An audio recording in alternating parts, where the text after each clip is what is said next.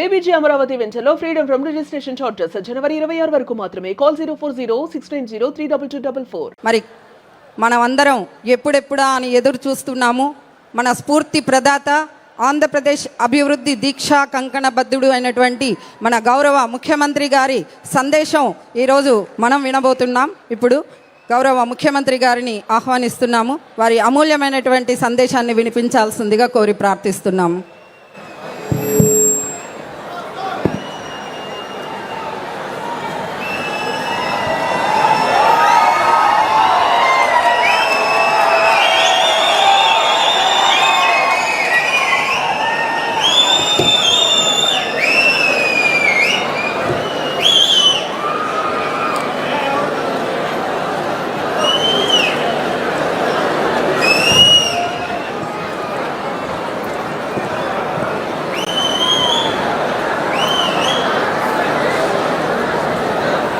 గౌరవనీయులు స్థానిక శాసనసభ్యులు శ్రీ గాలి భానుగారు, గౌరవ పార్లమెంటు సభ్యులు ప్రసాదరావు గారు, స్వచ్ఛ ఆంధ్రప్రదేశ్ కార్పొరేషన్ చైర్మన్ పట్టాభిరామ గారు, గౌరవ శాసనసభ్యులు థామస్ గారు, Telugu Desam party parliamentary party president Shanmuga Reddy గారు, సహచర మంత్రివర్గ సభ్యులు జిల్లా ఇన్ఛార్జ్ రాంప్రసాద్ రెడ్డి గారు, ఎంఏయుడి సెక్రటరీ సురేష్ గారు,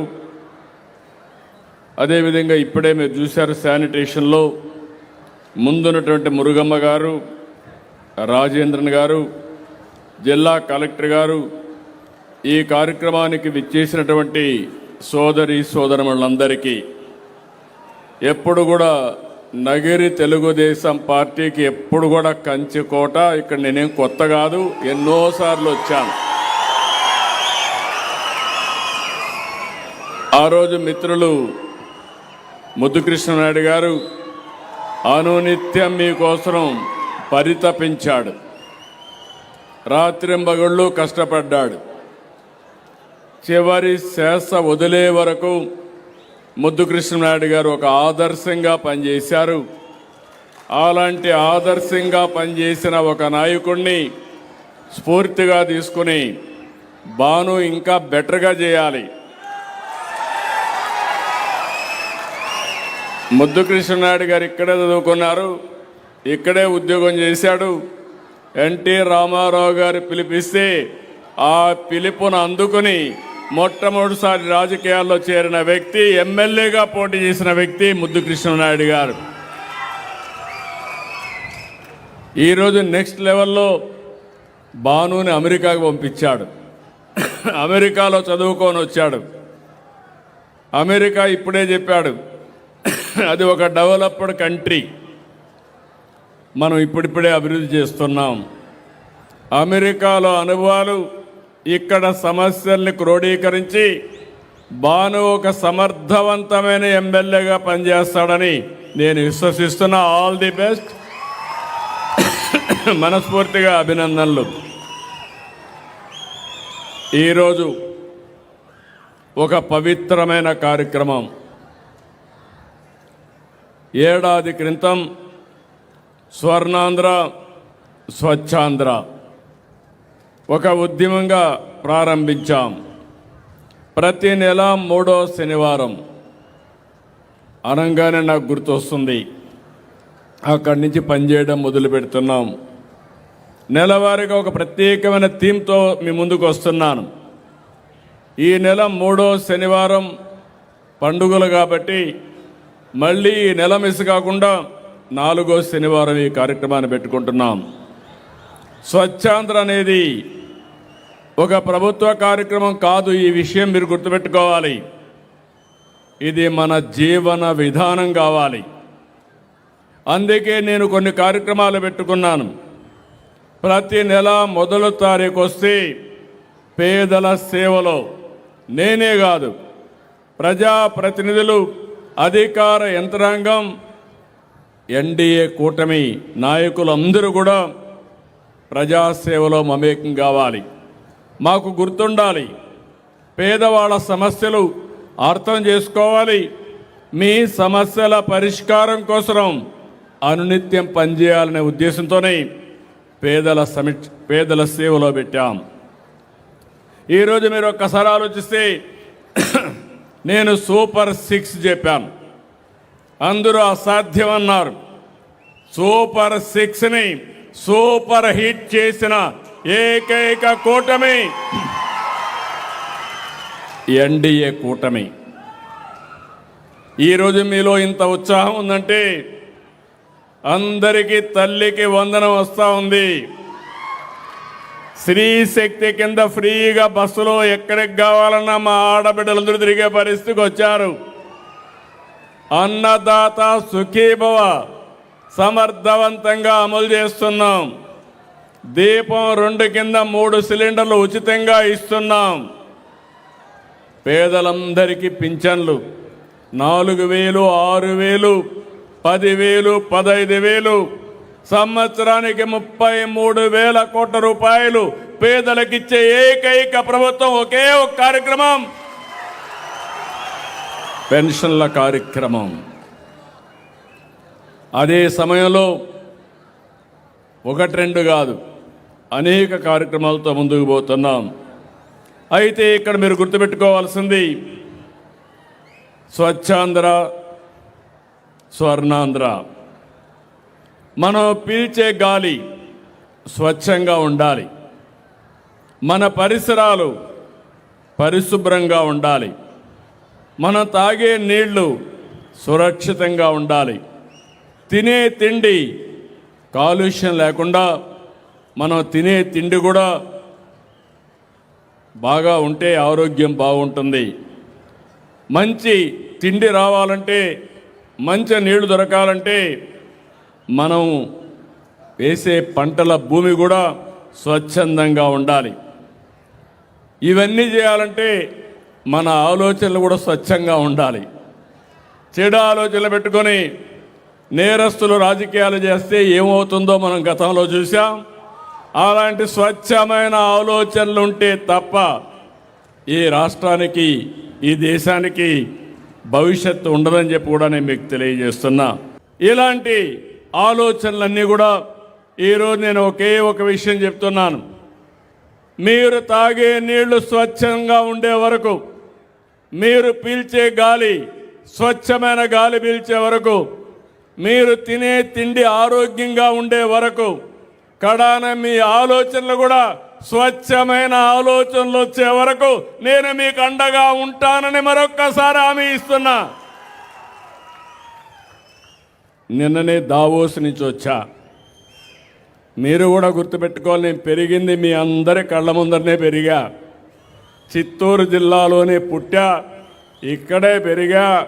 తిరుపతిలో మీ మారిగానే నేను కూడా చదువుకున్నా, అంచెలంచెలుగా చదువుకున్నా. ఈరోజు రేపు 28కి 50 సంవత్సరాలు నా రాజకీయ ప్రస్థానం. అంటే 1978లో విద్యార్థిగా ఉండి యూనివర్సిటీ చదువుకుంటూ అక్కడే పోటీ చేశా. అక్కడి నుంచి అంచెలంచెలుగా ఎదుగుతూ ముందుకు పోయా. నేను 30 సంవత్సరాల నుంచి ఎవరో పోలా దావోస్కి నేను వెళ్ళా.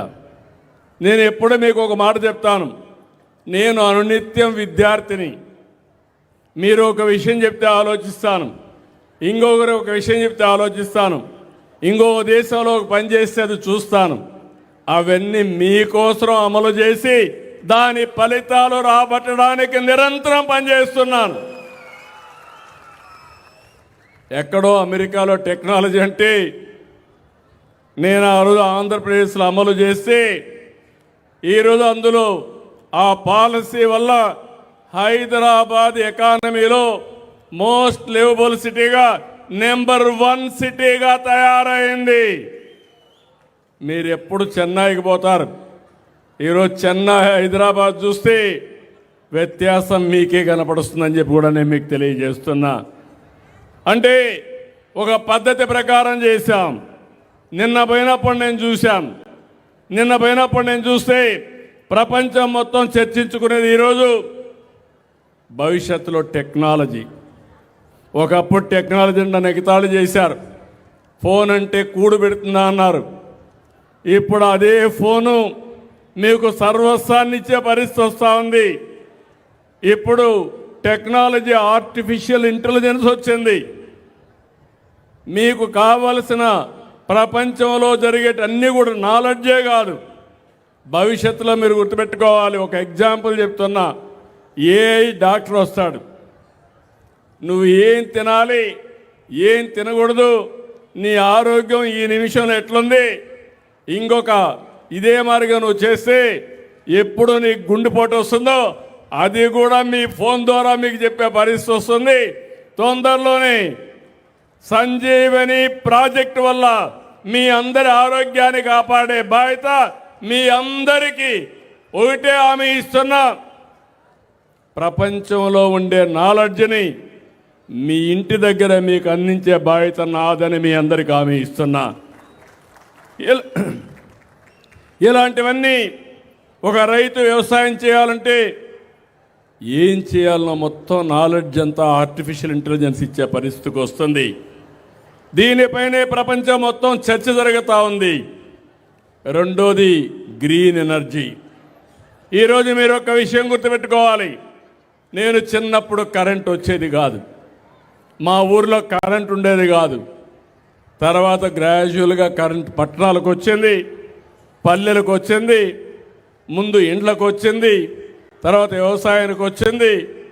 ఇప్పుడు మన ఇంటిపైనే మనం కరెంటు తయారు చేసుకుంటున్నాం. సోలార్ వచ్చింది. మీ అందరికీ పిలిపిస్తున్నా, మీరు ముందుకు రండి, మీరు కరెంటు ఉత్పత్తి చేసుకోండి. పేదవాళ్ళకు అండగా నేనుంటా. ఎస్సీ ఎస్టీలకు ఉచితంగా ఇస్తాం. రైతులందరికీ కుసుమ కింద పూర్తిగా ఫ్రీగా మీకు అందరికీ సోలార్ పెట్టిస్తాం. బీసీలకు అదనంగా గవర్నమెంట్ ఆఫ్ ఇండియా ఒక 2 మెగావాట్లకి 60,000 రూపాయలు ఇస్తే మనం ఒక 25,000 ఇచ్చి మొత్తం 70 నుంచి 95,000 రూపాయలు మీకు సబ్సిడీ ఇస్తాం.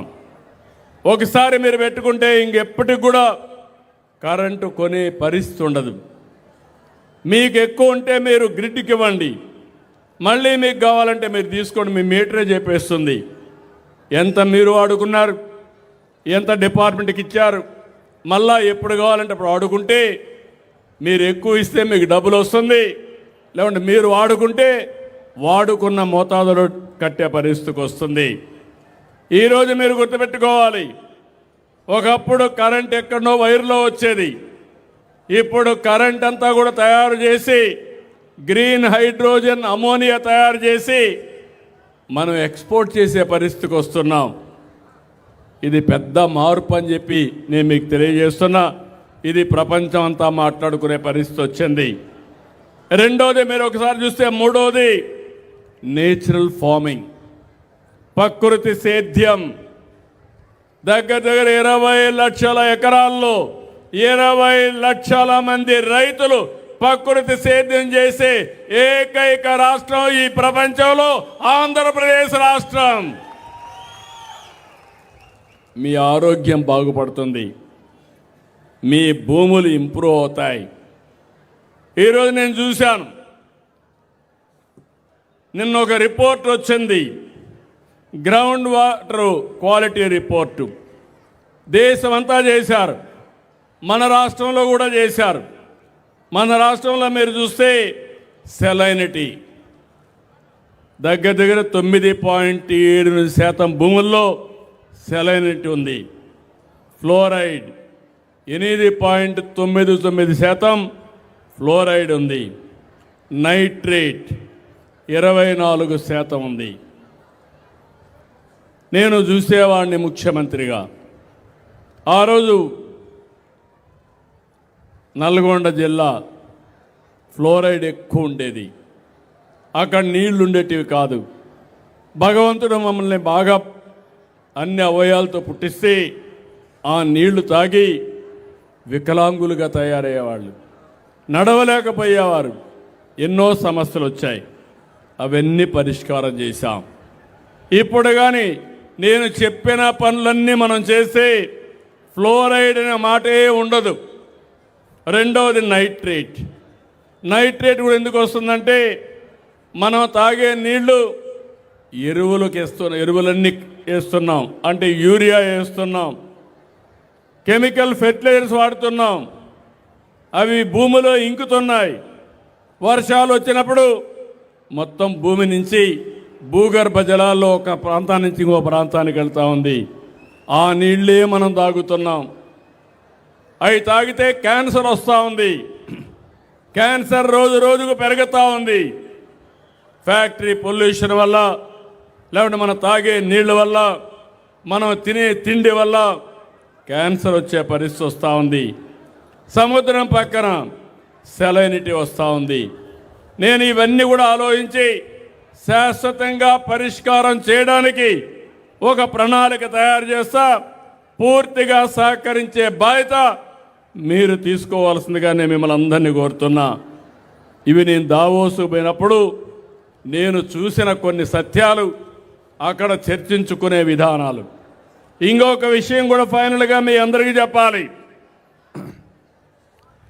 కొన్ని దేశాలు సరైన సమయంలో ఆలోచించకుండా దేశాలే పూర్తిగా నష్టపోతున్నాయి. ఓసారి ప్రభుత్వంలో ఉండే పెద్దలు కానీ అక్కడుండే మేధావులు సరిగా ఆలోచించుకోకపోతే చైనాలో ఒక ఇంటికి ఒక చైల్డ్ అని ఒక నామ్ పెట్టారు. ఒకే పిల్లవాడు ఉండాలి, బిడ్డ కానీ పిల్లోడు కానీ ఒకరే ఉండాలి. ఆ పాలసీ వల్ల ప్రతి ఒక్క ఇంటికి ఒక్కొక్కరినే కన్నారు. అట్ వన్ స్టేజ్ 2 పిల్లలైతే ఫైన్ వేశారు, 3 పిల్లలు వేస్తే ఇంకా ఎక్కువ ఫైన్లు వేశారు. అందరూ కూడా ఒకరినే కనడం మొదలుపెట్టారు, కొంతమంది కనడం వదిలేశారు. ప్రపంచంలో ఎక్కువ జనాభా ఉండే దేశం చైనా. ఈరోజు చైనా జనాభా తగ్గిపోతూ ఉంది, భారతదేశ జనాభా పెరుగుతూ ఉంది. జనాభా మన సంపద, ఈ విషయం మీరు గుర్తుపెట్టుకోవాలి. ఒక్క చైనా కాదు, తొందరలో పాలసీ తీసుకొస్తా.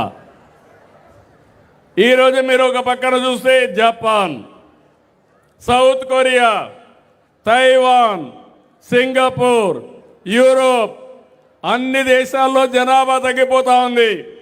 ఇక్కడే మీ అందరికీ జ్ఞాపకం ఉంటుంది, నేను కొత్తగా ముఖ్యమంత్రి అయినప్పుడు నేను కూడా కుటుంబ నియంత్రణ తీసుకొచ్చాను. ఒకరు ముద్దు, 2 ఓకే, 3 వద్దని చెప్పా.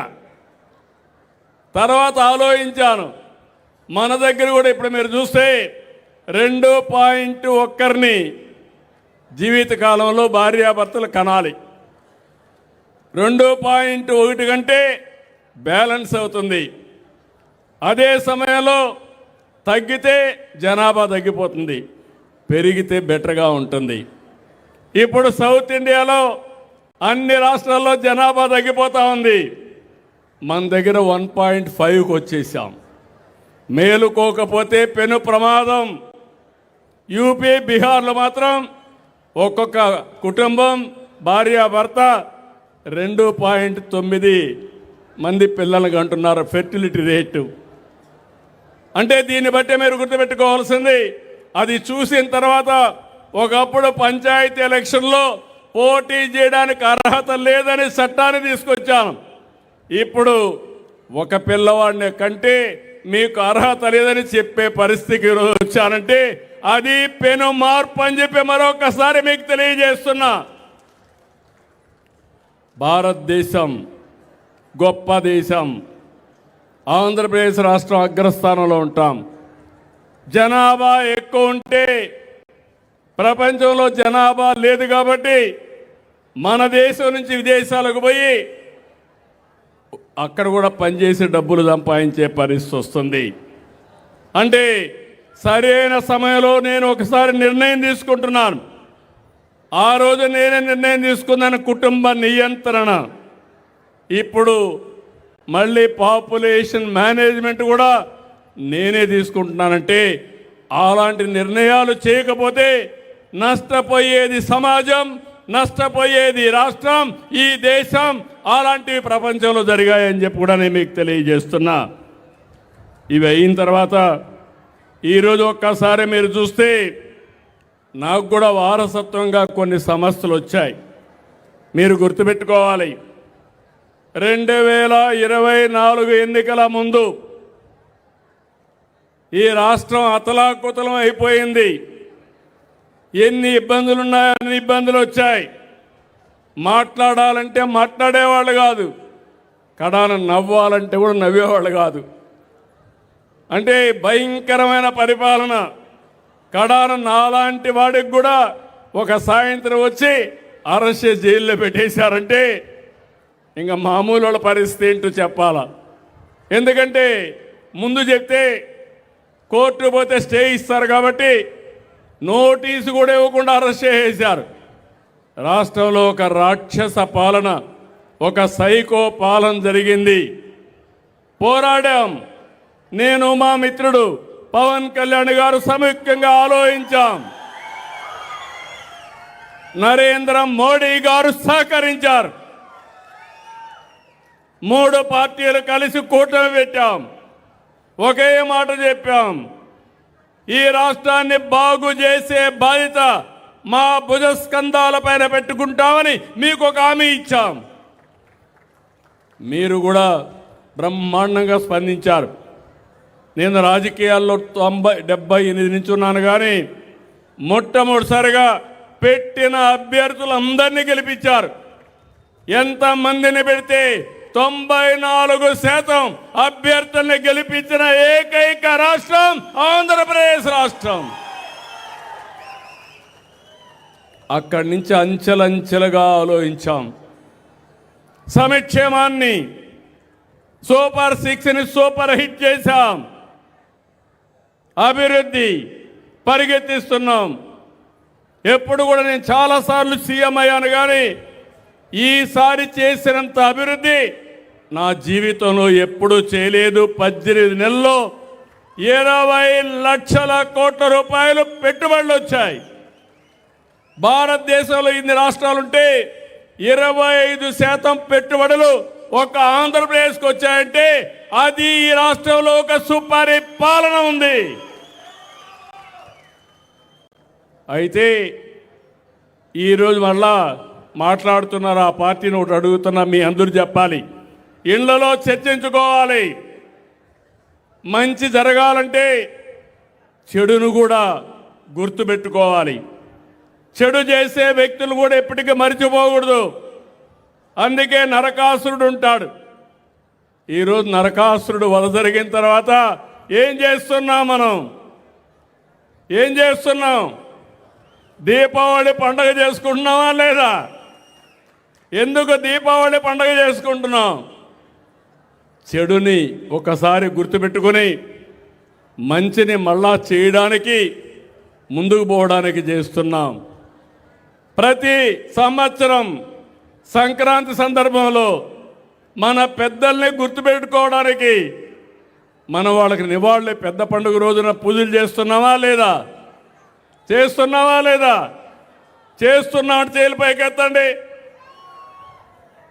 గుర్తున్నాయా అని మిమ్మల్ని అడుగుతున్నా. ఇవన్నీ గుర్తుంటే మీరు కూడా గుర్తుపెట్టుకోవాలి. ఇప్పుడు రాష్ట్రం అనేది, ప్రభుత్వం అనేది సమర్థవంతంగా పనిచేసి మీ జీవితాల్లో పెను మార్పులు వస్తాయి.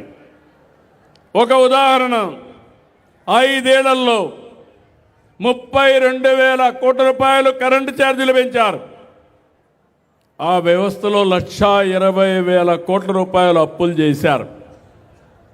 అవినీతి జరిగింది, అసమర్థత పెరిగింది, భారం మీ మీద పడింది. నేను వచ్చిన తర్వాత సమర్థవంతంగా పనిచేయించాను.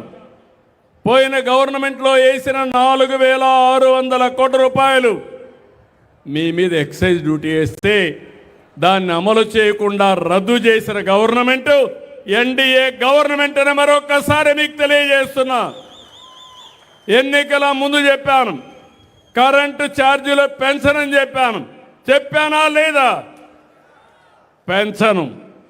కరెంటు ఛార్జీలు పెంచకుండా 5 సంవత్సరాలు మీకు కరెంట్ ఇచ్చే బాధ్యత నాదని మరొకసారి హామీ ఇస్తున్నా. ఏ విధంగా సాధ్యమైంది? సమర్థత పెంచాం, అవినీతిని కంట్రోల్ చేశాం. ఒకప్పుడు మీరు చూస్తే, ఎందుకంటే మీకు అందరికి అర్థం కావాలి ఇవన్నీ, ఒక యూనిట్ ఉత్పత్తి చేయడం కానీ కొనుగోలు చేయడం కానీ మీకు సరఫరా చేయడానికి ₹5.19 గవర్నమెంట్కి అవుతుంది. వివిధ రకాల పేదవాళ్లకు ఉచితంగా ఇవ్వాలి, గవర్నమెంట్ సబ్సిడీ ఇవ్వాలి, అదే సమయంలో వ్యవసాయానికి ఉచితంగా ఇవ్వాలి. అన్నీ ఇచ్చిన తర్వాత కొంతమందికి ₹8, ₹9 కరెంట్ వేసే పరిస్థితికి వచ్చాం. ఈరోజు ఒక్క సంవత్సరంలో 39 పైసలు యూనిట్ ఖర్చు తగ్గించాం. రాబోయే రోజుల్లో ₹1.20 3 సంవత్సరాల్లో కరెంటు కొనుగోలు తగ్గించే బాధ్యత నేను తీసుకుంటానని మీ అందరికీ హామీ ఇస్తున్నా.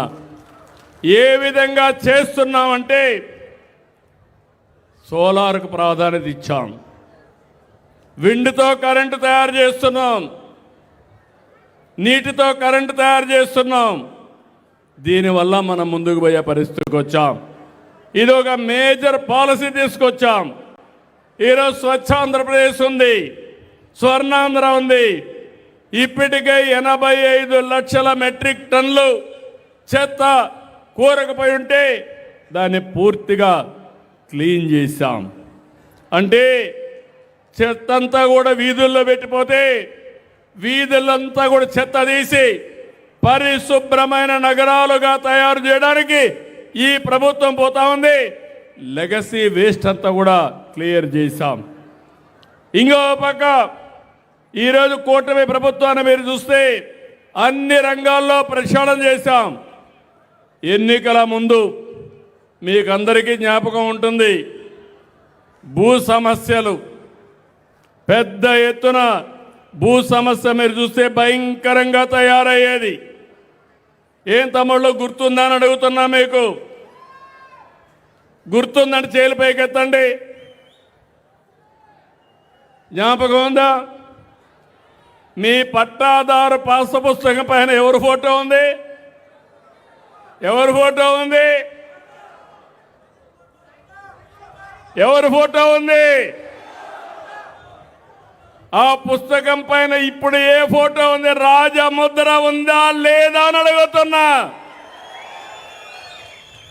నా ఫోటో ఉందా? లేకుంటే నరేంద్ర మోడీ గారి ఫోటో ఉందా? లేదంటే పవన్ కళ్యాణ్ గారి ఫోటో ఉందా?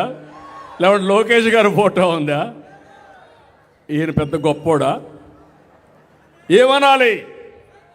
ఏమంటారు మీరు? ఇంకో పక్క కొత్త చట్టం తీసుకొచ్చాడు, ల్యాండ్ టైటిలింగ్ యాక్ట్. ఎంఆర్ఓని తీసేశాడు, కలెక్టర్ని తీసేసుకున్నాడు, ఆయన మనుషులను పెట్టుకున్నాడు. అంటే మీ ఆస్తి మీ జుట్టు ఆయన పట్టుకొని లేయమంటే లేయాలా, కూర్చోమంటే కూర్చోవాలా. అంటే ఇది బ్లాక్ మెయిల్ చేయడమునా కాదా అని అడుగుతున్నా. జ్ఞాపకం ఉందా మీ అందరికీ? ల్యాండ్ టైటిలింగ్ యాక్ట్ జ్ఞాపకం ఉందా లేదా? నేను కర్నూలులో ఎన్నికలు వచ్చినప్పుడు నాకు కోపం వచ్చి పుస్తకాన్ని తీసుకు తగలబెట్టా. నేను ఆ రోజు మీ అందరికీ హామీ ఇచ్చాను, నేను వచ్చిన వెంటనే ఈ ల్యాండ్ టైటిల్ యాక్ట్ రద్దు చేస్తానని. మొట్టమొదటిసారిగా రద్దు చేసిన చట్టం ల్యాండ్ టైటిలింగ్ యాక్ట్.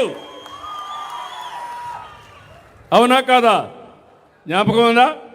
జ్ఞాపకం ఉందంటే చేతులు పైకెత్తండి. మరిచిపోతే మళ్ళా వినాశనమే. అవునా కాదా? మీ భూమి సర్వే చేశాడు. సర్వే చేసి ఏం చేశారు? 700 కోట్ల రూపాయలు ఖర్చు పెట్టాడు. 700 కోట్ల రూపాయలు ఖర్చు పెట్టి ఆయన ఫోటో వేశాడు, దానికి డబ్బులు పెట్టాడు.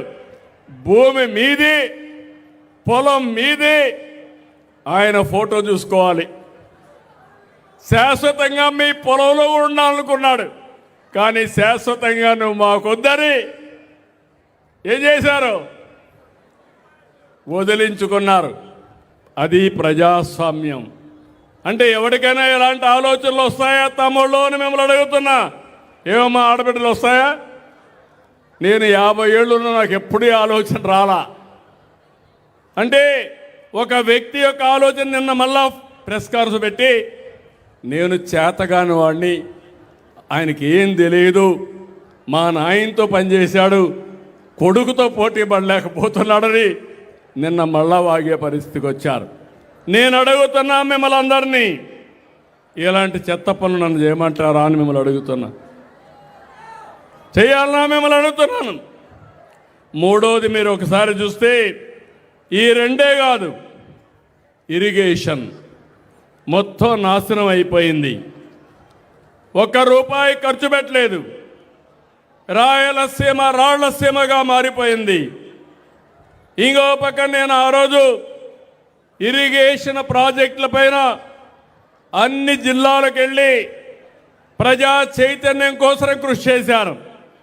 నేను ఆ ప్రయత్నంలో ఉంటే కర్నూలుకు పోయినప్పుడు, నంద్యాలకు పోయినప్పుడు రాత్రి వచ్చి నన్ను అరెస్ట్ చేశారు.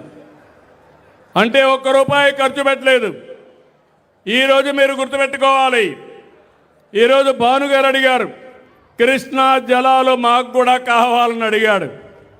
ఈరోజు కృష్ణా జలాలు రాయలసీమలో ఇవ్వచ్చని ఆలోచించిన ఒకే ఒక నాయకుడు నందమూరి తారక రామారావు గారు. ఆ రోజే నగిరి, గాలేరు, కర్నూలులో గాలేరు, చెన్నై దగ్గర నగిరి నీళ్లు తేవాలని ఆలోచించిన వ్యక్తి నందమూరి తారక రామారావు గారు. ఆ నీళ్లు మళ్ళీ మీకు ఇచ్చే పార్టీ ఎన్డీఏ పార్టీ అని మరొక్కసారి మీ అందరికీ హామీ ఇస్తున్నా.